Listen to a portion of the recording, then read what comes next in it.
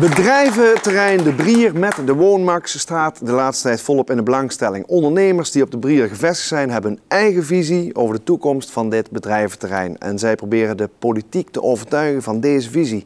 En daarom zit hier aan tafel bij mij Jan Aerts. Dag Jan, welkom. Ja, Jan, jij bent van de Tetru en ook dat bedrijf is gevestigd daar op De Brier. En jullie hebben met al die ondernemers die daar zitten, hebben jullie verenigd in een ondernemersvereniging. Nou. Hoe heet die vereniging? Ondernemersvereniging De Brier. Nou, dat is een hele mooie naam. Ja, maar kun je nog meer vertellen over het ontstaan van die vereniging? Ja, die ondernemersvereniging is eigenlijk opgericht een klein beetje uit onvrede. 15 jaar geleden toen wilde de gemeente Venray de hele Brier, de huidige Woonmax, in zijn totaliteit ontwikkelen. Dat is eigenlijk gebleven bij het stuk waar nu de Praxis zit, Leenbakker en dergelijke. En de andere kant van de straat is toen eigenlijk om economische redenen, hebben we overgeslagen, op een laag pitje gezet.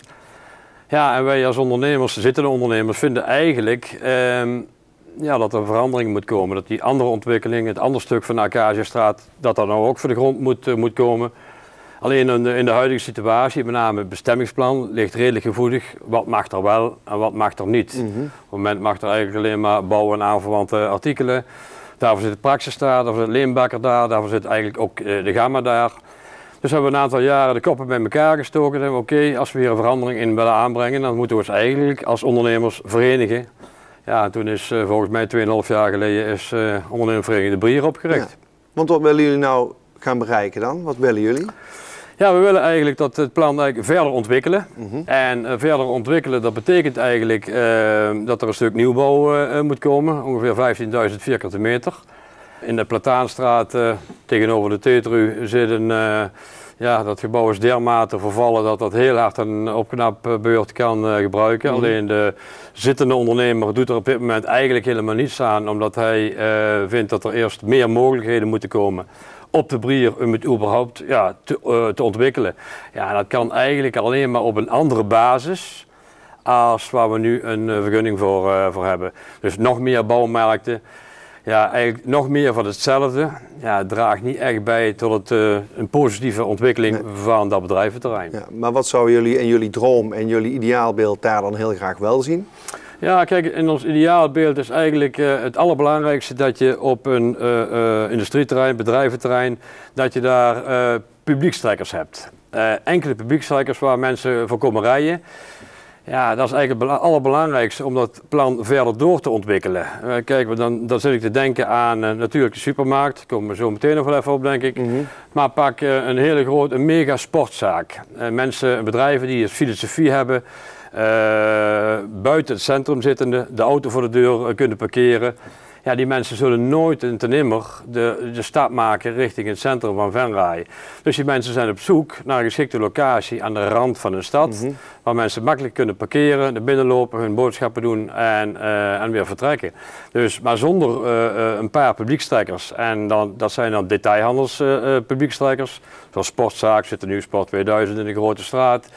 Supermarkt zitten er al diverse in Venray, maar zonder die publiekstrekkers is het eigenlijk ondoenlijk om een volledig verantwoord industrieterrein te ontwikkelen. Dus dat is eigenlijk een must dat die zaken erbij komen. Nou, dus in jullie ideaalbeeld ziet dat er zo uit. Maar hoe denken de ondernemers van het centrum daarover? Want ik kan me voorstellen dat die misschien toch wel een andere mening hebben. Ja, kijk, de ondernemers in het centrum, die schieten af en toe een beetje in de kramp als het gaat verder ontwikkelen van industrieterrein De Brier. En eigenlijk is dat ten onrechte, want het biedt wel degelijk kansen. En daar gaan ze eigenlijk totaal aan voorbij.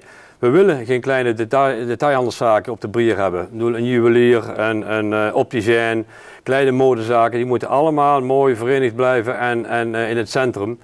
Maar een grotere detailhandelszaak die eigenlijk de stap nooit zal maken richting het centrum van Venray, ja, dat is voor ons eigenlijk een must om het verder door te ontwikkelen. Ja. Dus ja, het biedt heel veel perspectief, ook voor een gezamenlijk belang. Wij zien niet zozeer van, natuurlijk spreken wij voor eigen parochie. Maar een goede De Brier draagt ook bij aan de aantrekkingskracht van Venray in zijn totaliteit. Dus sneeuwt het bij de ene, dan druppelt het bij de andere. Maar dat is een beetje de volgorde zoals wij erin zitten. En we willen heel erg graag samenwerken met het centrum van Venray. Ja, want hoe zie je dat voor je, die samenwerking? Want ja, je vertelt er bevlogen over, maar hoe krijg je die ondernemers in het centrum zover? We hebben regelmatig gesprekken met, ook met het bestuur van Venray Centraal. En ja, die zijn eigenlijk heel erg bang dat wij ondernemers uit het centrum weg willen lokken richting de Brier. Ja, we hebben vaker nog uitgelegd dat dat absoluut niet het geval is en dat we die intentie ook eigenlijk helemaal niet hebben. Het enige wat wij willen is die detailhandelsvergunning voor de wat grotere zaken die nooit de stap maken richting het centrum. En nu begint het langzaam te dagen dat we wel degelijk gezamenlijk op kunnen trekken. Qua promotie, qua allerlei andere activiteiten. Activiteiten op de Brier. Mensen gaan dan door naar het centrum van Venray. Pak maar als voorbeeld Venlo. Industrieterrein, trefcentrum. Vroeger was het trefcentrum eigenlijk alleen maar een supermarkt.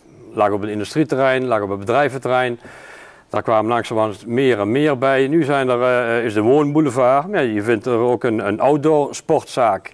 Waar mensen inderdaad kunnen parkeren voor de deur. En die dingen samen, zo zien we eigenlijk de Brier voor de toekomst. En hoe ga je dan toch zorgen ook voor een eigen smoel? Dat het echt typisch iets is wat alleen maar een Venray is? Ja goed, dat is eigenlijk afhankelijk van welke grote publiekstrekkers weet je te strikken om naar Venray te halen. Dat zal absoluut niet eenvoudig zijn. Alleen als we blijven bij het huidige bestemmingsplan, wat alleen maar bouwgerelateerd kan en mag zijn, ja, dan is het trekken aan een dood paard, zoals dat met een leuk zinnetje heet. En ja, daar is niemand bij gebaat. Daar is het centrum van Venray niet bij gebaat. Daar is de gemeente Venray niet bij gebaat. Maar daar zijn ook de ondernemers van de Brier niet bij gebaat. Dus gezamenlijk optrekken met de gemeente Venray en met het centrum van Venray, ja, is eigenlijk noodzaak. Ja. Even terug naar die supermarkt waar je het inderdaad eerder dit gesprek al over had. Ja, inderdaad. Zijn er nog niet genoeg supermarkten hier in Venray, Jan? Er zijn best veel supermarkten. Ja. Alleen de huidige Aldi, die zitten nu aan de Henry de Naamstraat. En die hebben nog een vergunning volgens mij tot de loop van volgend jaar. Dan moet die huidige Aldi die moet weg. En dan, ja, die moet op zoek naar een nieuwe locatie. En daar hebben wij aangeboden van oké, de Brier is eigenlijk een geweldige locatie.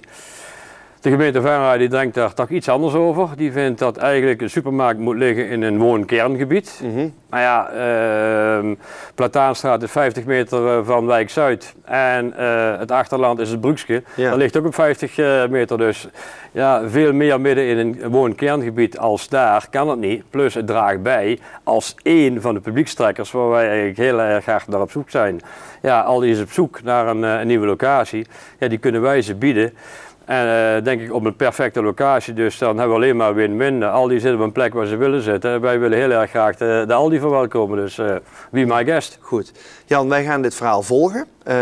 Ik stel voor, als er heel veel ontwikkelingen zijn, dat je nog een keer aanschuift hier aan tafel. Graag. Goed zo. Dankjewel, Jan Aerts. Oké.